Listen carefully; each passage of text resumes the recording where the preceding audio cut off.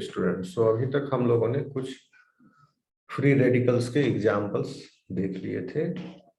और ये जो है free radicals, these are highly reactive species and they are capable in nucleus as well as in the membranes of the cells of damaging the biologically relevant molecules such as DNA, protein, carbohydrates, okay, and lipids also.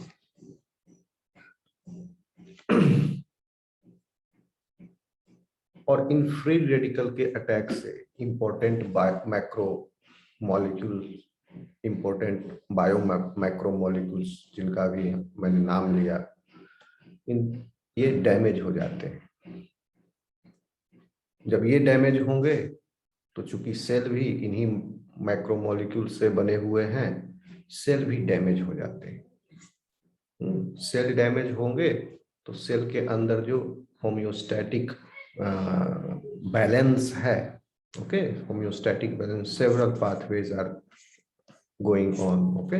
तो जिस portion में damage हुआ, जिस reason में या जिस pathway में, तो उसकी वजह से फिर उससे कनेक्टेड अदर पाथवेज भी जो है इम्बैलेंस हो जाते हैं। तो अल्टीमेटली सेल जो है डैमेज होता है। और इनके फ्री रेडिकल के टाइप जो टारगेट्स हैं, आपके बॉडी में जो भी मॉलिक्यूल्स हैं वो सब इनके टारगेट्स हैं, ओके। यही सब लिपिड, न्यूक्लिक एसिड, प्रोटीन, ये सब इनके टारगेट है। आ रहा है स्टूडेंट समझ में? Yes, sir.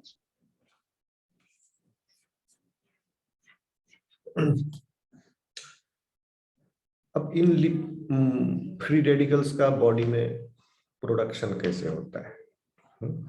कहां से बॉडी में आया फ्री रेडिकल्स? तो आप जान लीजिए कि एक तो इन फ्री रेडिकल्स के सोर्स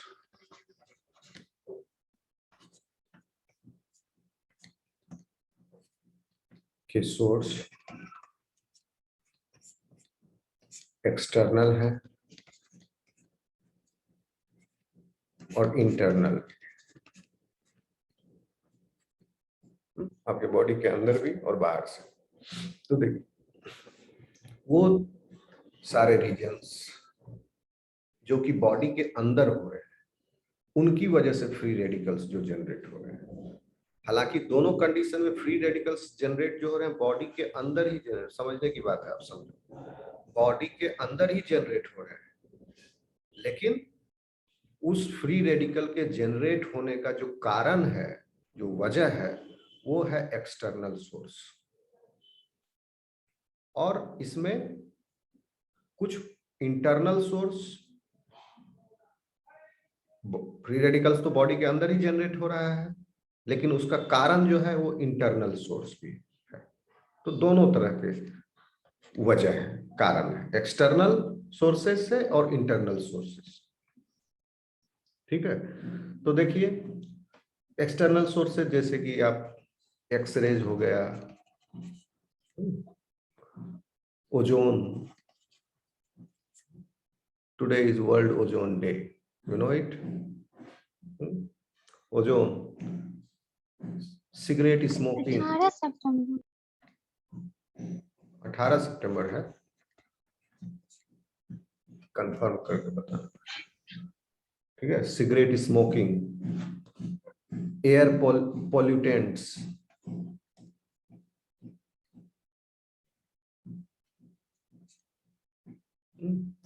अगर किसी इंडस्ट्री के वजह बगल में है, किसी इंडस्ट्री ने वाटर बॉडी को पॉल्यूट कर दिया है, उस वाटर बॉडी पर डिपेंडेंट है, तो उसमें केमिकल आ रहा है, तो वो भी वजह, यानी सारे जो इंडस्ट्रियल केमिकल्स हैं, ये जो है एक्सटर्नल सोर्स हैं, जिसकी वजह से इनके बॉडी में अंदर जाने से आपको एक्सपोजर, इनका एक्सपोजर होने से, इनके वजह से फ्री रेडिकल्स जनरेट होंगे।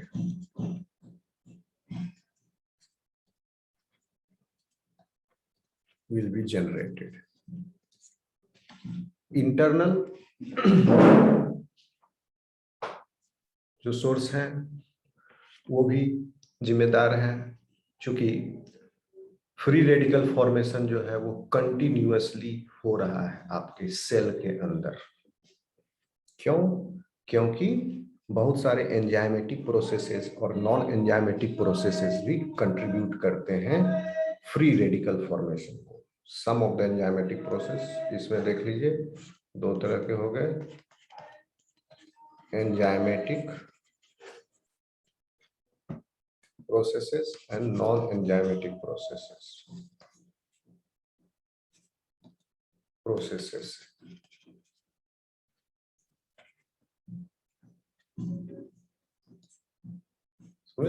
एक्सटर्नल में कारण जो है बाहर से आया बॉडी में, और बॉडी के अंदर फ्री रेडिकल जो है जनरेट हुआ। इंटरनल सोर्सेस, कारण भी अंदर है और फ्री रेडिकल फॉर्मेशन तो सेल के अंदर प्रोड्यूस हो ही रहा है। ओके, सो तो कारण अंदर है, तो ये कंटिन्यूअसली चल रहा है, इसको आप कुछ कर नहीं सकते। इसका इंटरनल सोर्सेस का कुछ मतलब कर सकते हैं, क्या कर सकते हैं कि आप एंटीऑक्सीडेंट्स लेंगे। एक्सटर्नल सोर्सेस से आप बच सकते हैं, एक्सरे से आप बच सकते हैं, इससे भी आप कर सकते हैं, सिगरेट स्मोकिंग से बच सकते हैं, एयर पोल्यूटेंट से बच सकते हैं, इंडस्ट्रियल केमिकल से बच सकते हैं। तो ये आपके हाथ में है, ये आपके हाथ में नहीं।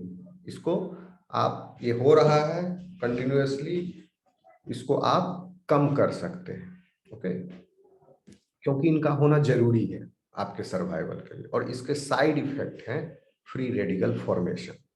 तो इंटरनल में enzymatic process, non enzymatic process से रिलीज हो रहे हैं कौन? फ्री रेडिकल फॉर्मेशन हो रहे हैं एज ए साइड इफेक्ट। समझ में आ रहा है students? Yes sir. Yes sir. क्या बोले? नेहा 97 मैसेज किए कि उसको ऐड कर लेने, उसका स्क्रीन शो नहीं कर रहा था।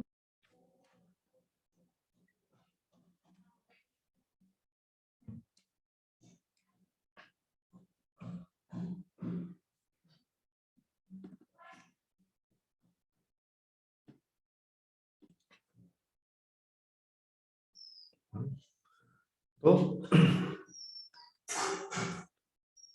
इन सारे processes, these are the enzymatic processes, essential enzymatic processes which are required for your survival, including respiratory chain, phagocytosis, the processes involved in the phagocytosis, because this is the internal digestion of the digested product.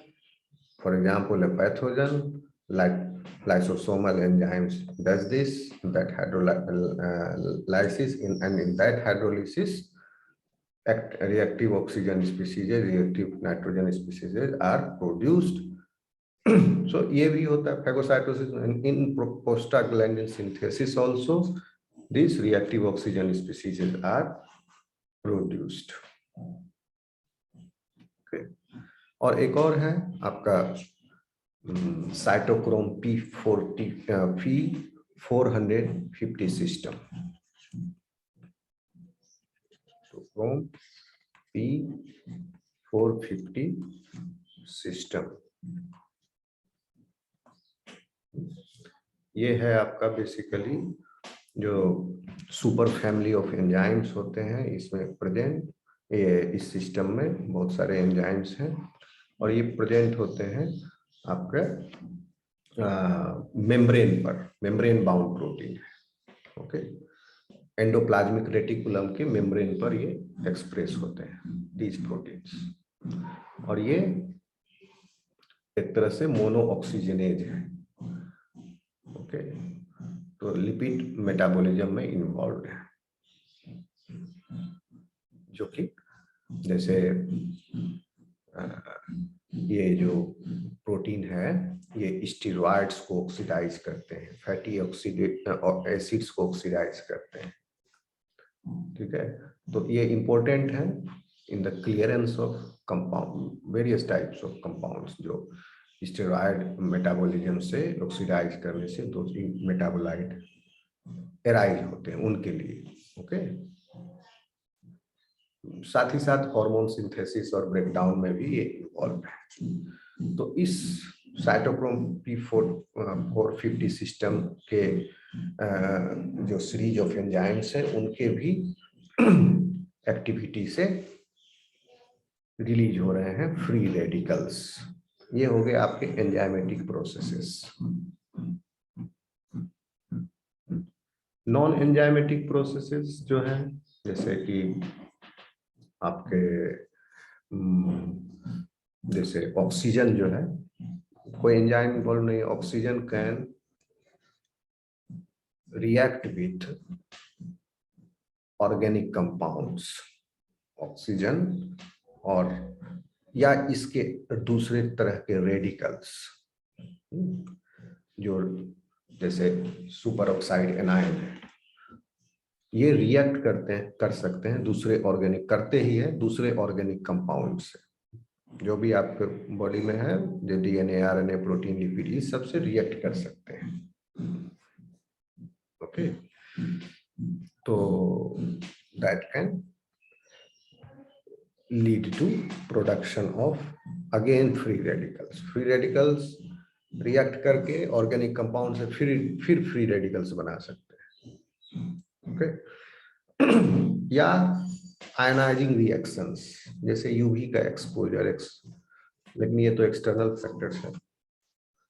Okay, so आप समझ लीजिए कि oxygen, non enzymatic reactions of oxygen with organic compounds, they can lead to the formation of, they can also lead to the formation of free radicals। अब देखिए internally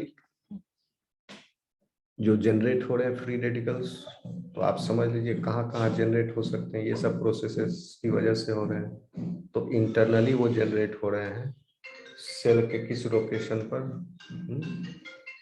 1 second,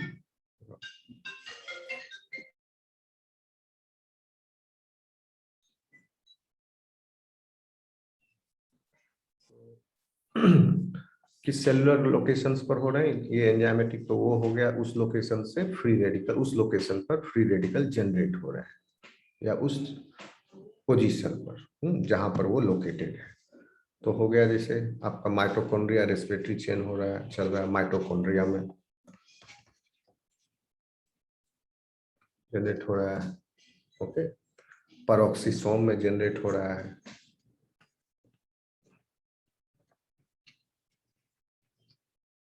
inflammation की वजह से भी जनरेट होता है फ्री रेडिकल्स, फैगोसाइटोसिस की वजह से।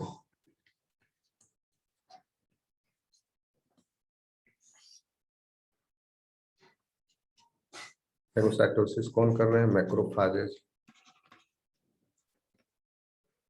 मैक्रोफाजेज कहां पर है? टिश्यूज में। फैगोसाइटोसिस, ये हो गए आपके इंटरनल फैक्टर्स, समझ गए? एक्सरसाइज से भी, लेकिन ये हो गया एक्सरसाइज, हो गया आपका एक्सटर्नल फैक्टर, एक्सटर्नल सोर्स,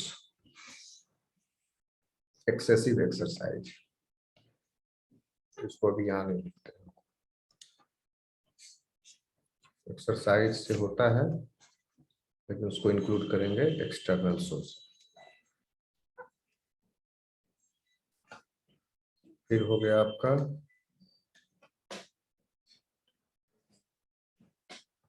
कहीं पर अगर इस्चीमिया हो गया है, इस्चीमिया यानी ऑक्सीजन की सप्लाई में बाधा उस ऑर्गन तक या उस टिश्यू तक, इस्चीमिया, तो भी ऑक्सीजन रेडिकल्स जनरेट हो गए। ये सारे हो गए आपके इंटरनल सोर्सेज, यही हो गया इंटरनल सोर्सेज, ये दोनों को इंक्लूड कर सकते हो आप। एक्सटर्नल सोर्सेज जैसे सिगरेट स्मोकिंग, आपका एनवायरमेंटल पॉल्यूटेंट्स जैसे एयर पॉल्यूटेंट और इंडस्ट्री केमिकल्स, रेडिएशन जैसे कि एक्स रेज या gamma rays in the treatment या ये harmful radiations, UV rays, prolonged exposure of UV rays. Okay, फिर इसके अलावा भी जैसे कि certain drugs, pesticides,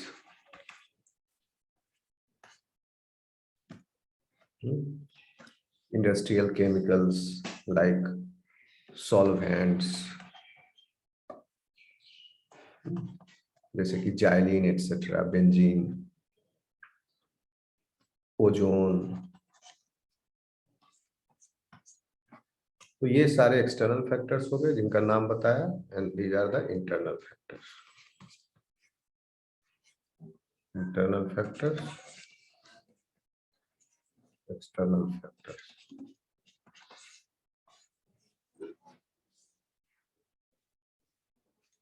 okay students, कितना क्लियर है, समझ गए? Yes sir.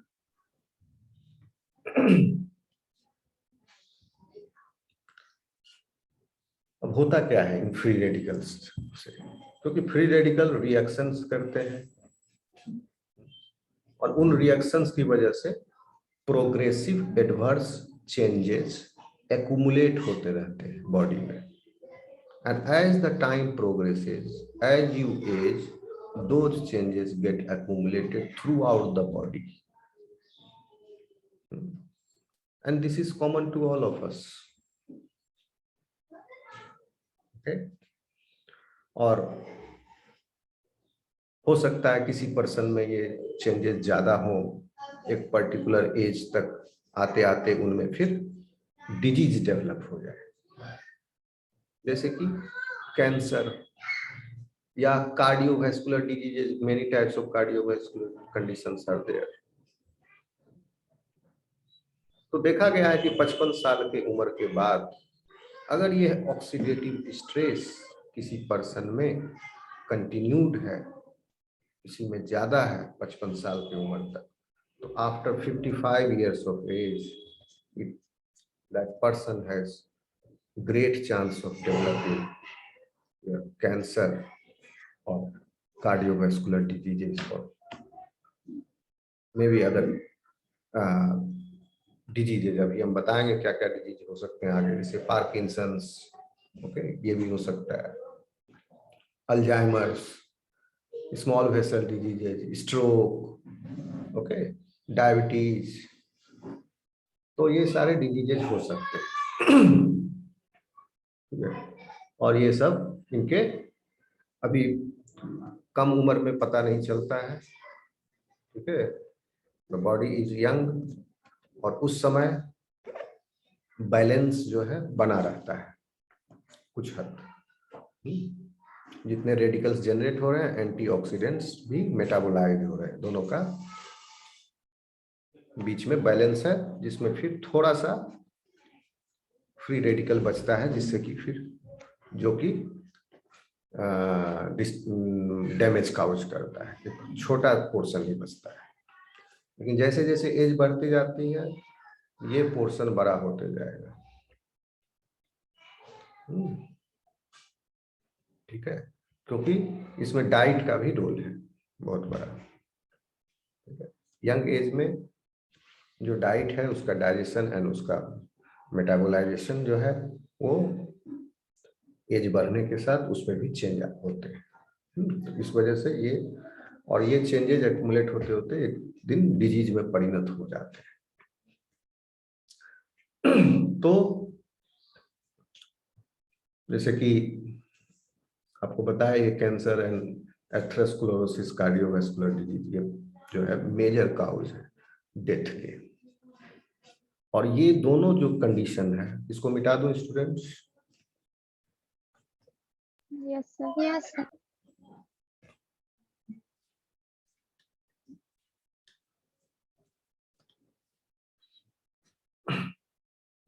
दोनों जो है कैंसर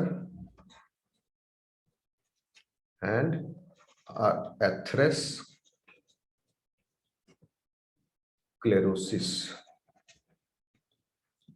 ये आपके जो है बहुत बड़े फैक्टर हैं, बहुत बड़ा बर्डन है। These two are the major causes of death. They are also called as salient free radical diseases. These are free radical diseases.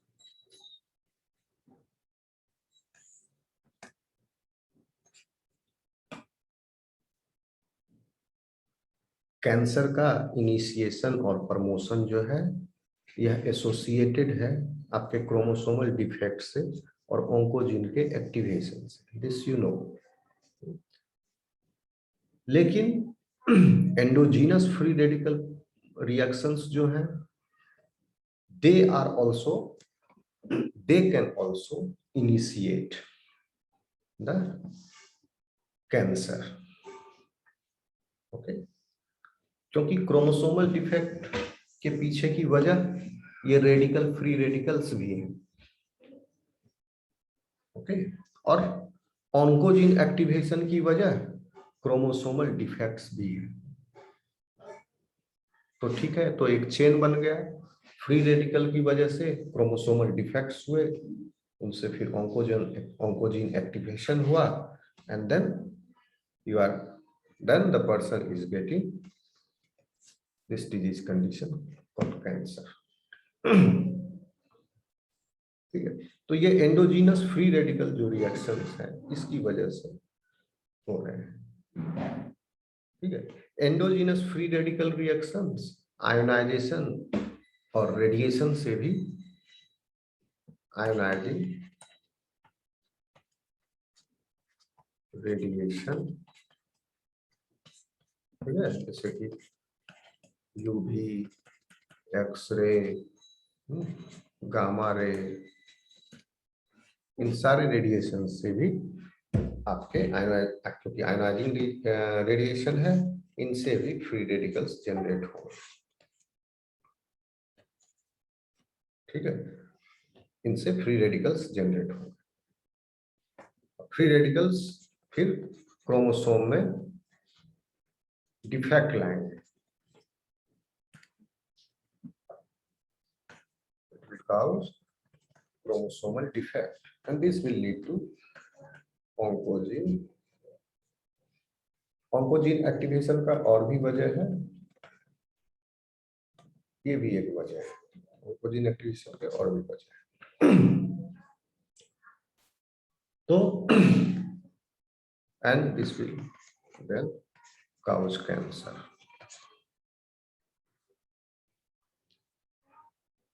आ रहा है स्टूडेंट समझ में? Yes sir. सर एंथ्रोक्लेरोसिस क्या कह रहे हो, जोर से बोलो। एंथ्रोक्लेरोसिस मतलब इसमें आर्टरी नैरो हो जाता है। Yes, I will tell you, atherosclerosis is one type of cardiovascular disease. ठीक है, in this the plaque formation occurs in the blood vessel, and because of this plaque formation blood supply is badhit downstream. समझ में आया?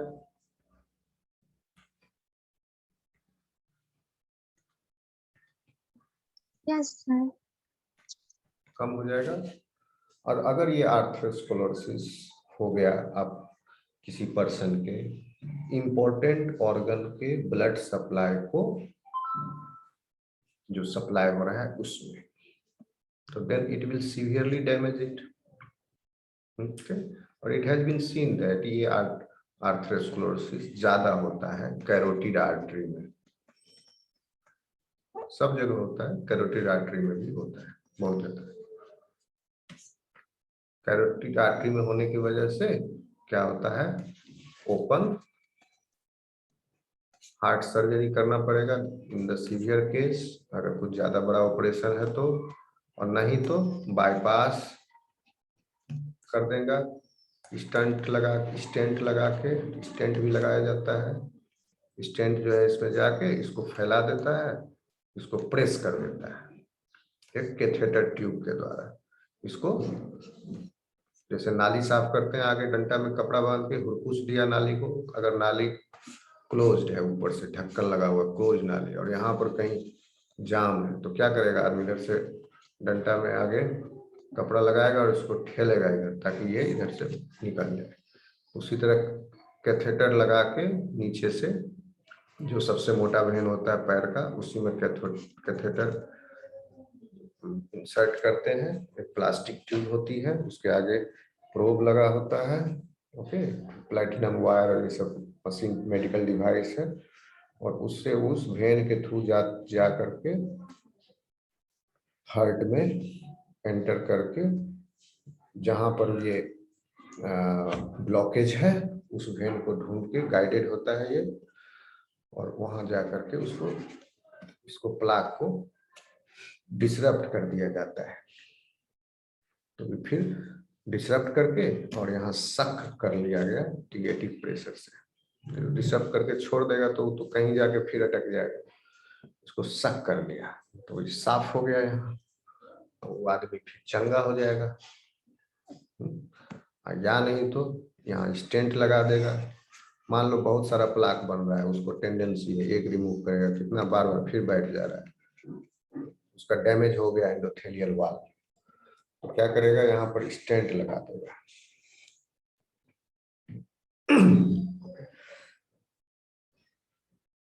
तो atherosclerosis यही है, blockage of artery. समझ में आ रहा है? आगे चले। यस।